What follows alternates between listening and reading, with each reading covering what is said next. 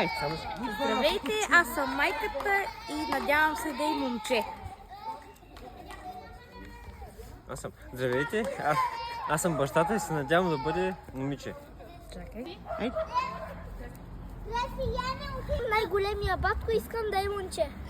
Така. Ти, ела. Аз съм голяма драка, мисля се е момиче. Ай, какво лам. Ти си за момчета или? Да. Той за... Айде. Аз съм първата братовчетка и мисля, че съм момиче. Айде. Срещу борощетките мисля, искам да е бебето момиче. Аз помислих, че ще кажеш момче. Аз съм батко, аз искам да има момче. Чакай. Бягай. Айде. Аз съм за момче, приятелското семейство. Съм на Таня и Фотко. Митко. Митко.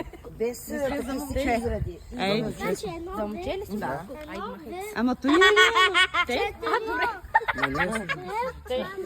Аз съм братовчетката Най-чорлята. на моята бременната братовчетка и съм за момиче. Айде, Бълка, пътувай. Айде. Аз съм малката снаха и мисля, че момиче. Момиче. Чакай. Колко си за момичета? Чакай. Малко сте.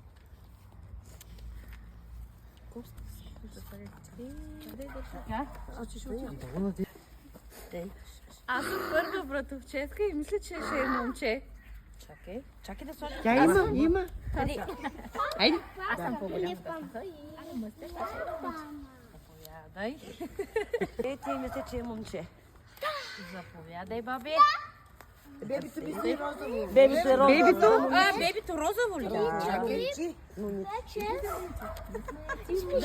Къде да момиче? Вече по него момиче. Здравейте, аз съм таткото и мисля, че ще е момиче. Момче! Представи са кой си де. Братовчена! И мислиш, е момче. Да, 100 на 100. Добре. Айде. че не ме чувам, така? Представи са коя си и за какво си. Аз не бяха падам. Братовчетка. Аз съм на братовчета, жената и мисля, че е момче. Я питай, Васил. Василе, да кажеш, какво мислиш, че бъде нали на Таня бебето?